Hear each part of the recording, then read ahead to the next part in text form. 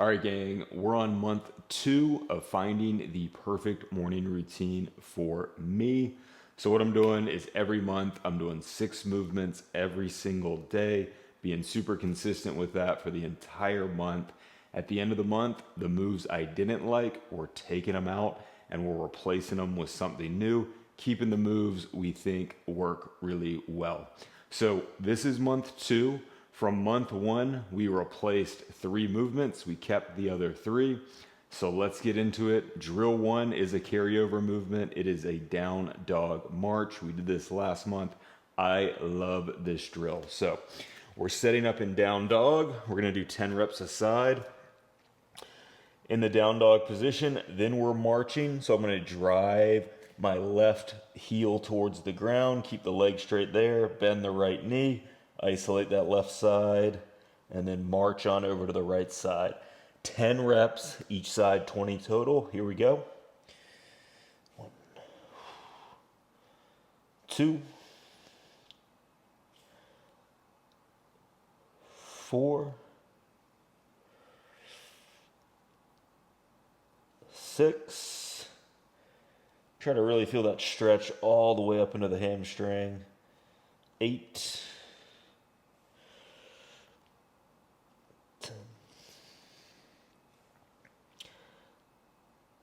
12,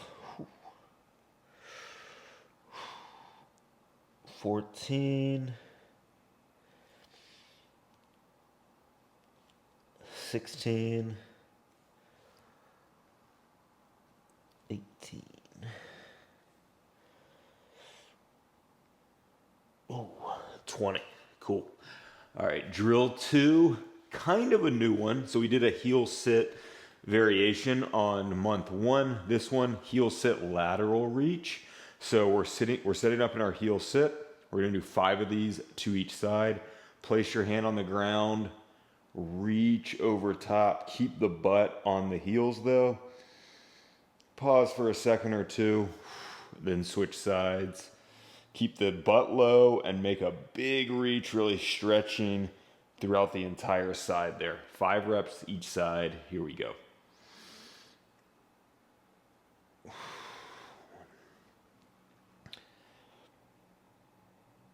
2, 3, 4, 5, 6,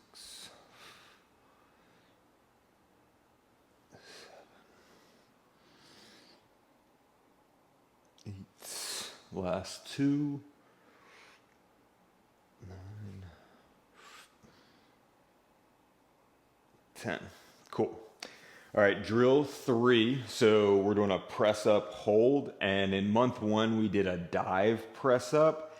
And I just found that drill to be a little too strength focused, especially when doing this in the morning. And I really wanted to prioritize getting good spine extension. So we kind of regressed that movement and we're just doing press up holds, 5 reps. And we're gonna hold at the top for roughly 5 seconds. So setting up like so, hands basically underneath the shoulders, pressing up and really try to feel your spine extend all the way from the low back into the thoracic spine. Don't just extend from the low back. Take a breath in and out at the top, roughly 5 seconds there, and back down. So we're gonna do 5 total reps. Here we go.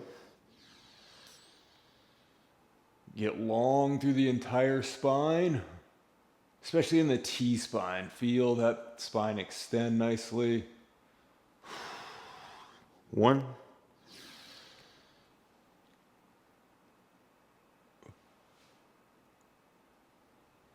2,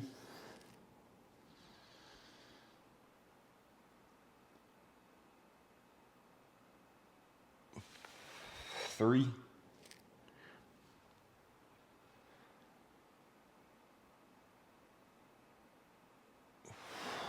4,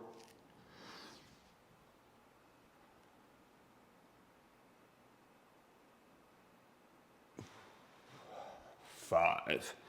Cool.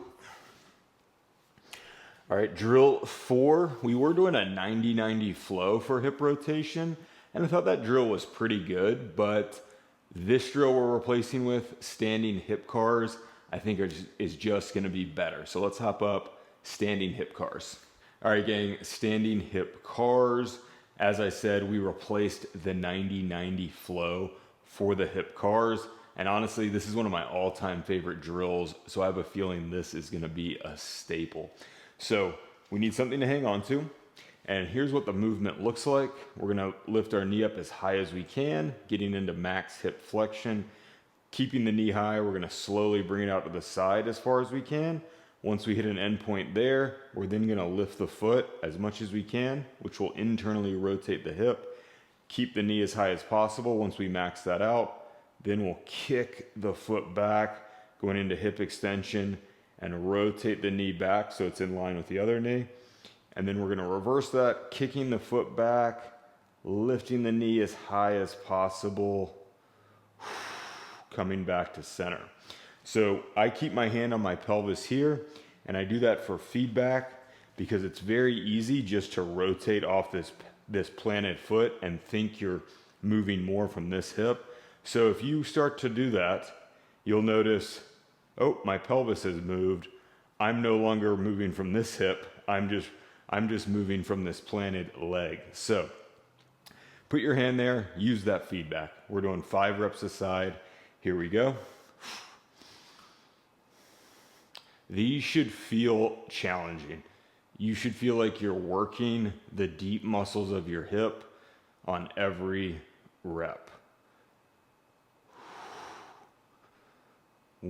5 in a row is tough. If you're following along and your hip gets a little exhausted, feel free to take 5-10 seconds in between reps. No problem there. These take a little while to master.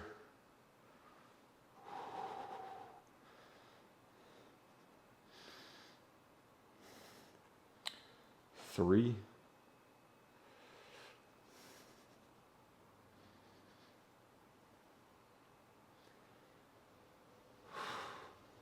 4, last one.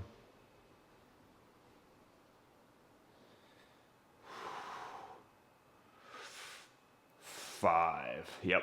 Hip feels like it's got a nice workout. It's really waking up muscles, which is a great thing to do in the morning. All right, other side. Again, hang on to something. Here we go. Hand on pelvis.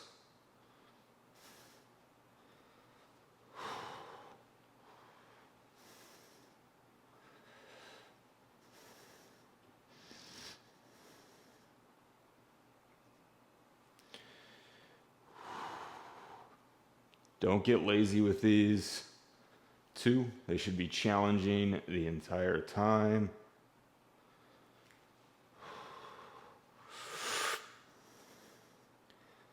3.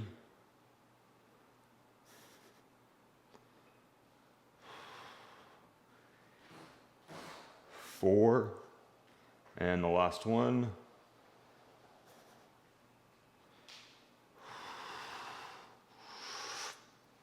5. Cool. Drill 5, we're keeping that balance drill in. Let me grab my ball. So we're challenging balance for 60 seconds.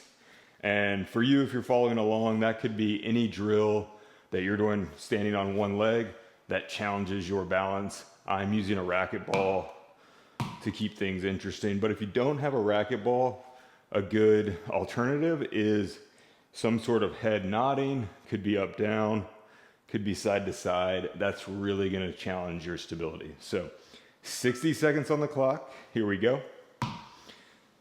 I typically start a little easy, bouncing just straight down. Then we get it a little harder, tossing up. And I've been adding in catching on the back of a hand. The goal with any balance drill is challenging, but doable. We don't want this so hard where we're putting our opposite foot down all the time, and we don't want it too easy where we feel like this leg is not working the entire time. Whew.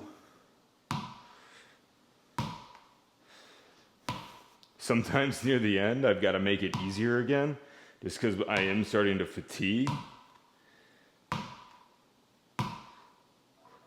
Cool, there we go, 60 seconds. And we'll switch sides, here we go, cool.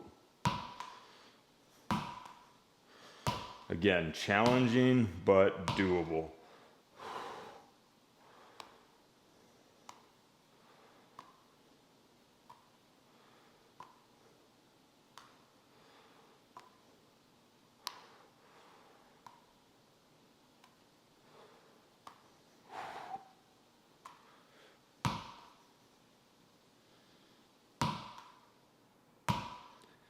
Whew.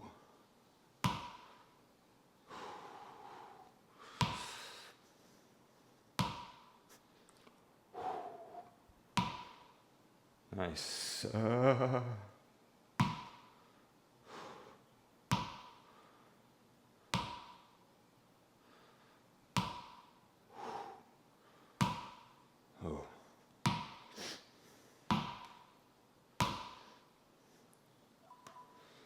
Cool. All right, final drill. We kept the deep squat in. So let's head back to the floor. We'll get 2 minutes hanging out in a deep squat. All right, gang, final drill, the deep squat. So 2 minutes just hanging out in a deep squat position. Month 1, I added in a little bit of movement, nothing structured, just some rotations, overhead reaches, and some rocking side to side. Nothing that gets me out of the deep squat. So I want my hips as low as possible the entire time. 2 minutes on the clock. Here we go. If I was doing this just on my own, I'd be on my phone, looking at emails, that sort of thing. Anything to really kill time. So if you're sipping coffee, it's a great position to hang out in. This is something, as you all know, I've done for years and years and years. There's so much value in this position. Like, it truly is a human position that I think we need to expose ourselves to daily to keep a functional and healthy lower body. So I got a feeling this one's gonna stay in the routine to the end of it. So you just, when you get out of this after a couple minutes, you just feel, your lower body just feels so connected. Ankle, into the knee, into the hip, everything just feels like it's firing together. And that's why I just think this position is such a human position. Like, we were truly designed to spend time in this position, and our joints work better when we expose our body to this position. So just 2 minutes. Again, bounce around a little bit. Throw in some light movement, but try not to get out of the squat.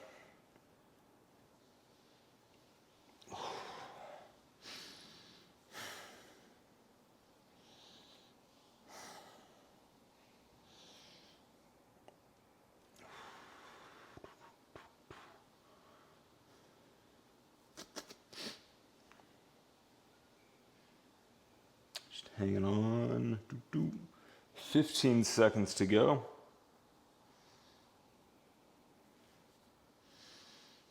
And if for some reason, I should have mentioned this, but if you fatigued, after a minute, feel free to just accumulate 2 minutes in as few of sets as needed. So you don't have to do it all in one go. There's 2 minutes, and that wraps up the morning routine we're doing all month, 30 days in a row. We'll check back in at the end of it. And what we don't like, we'll replace it with stuff we think will be better. Cheers.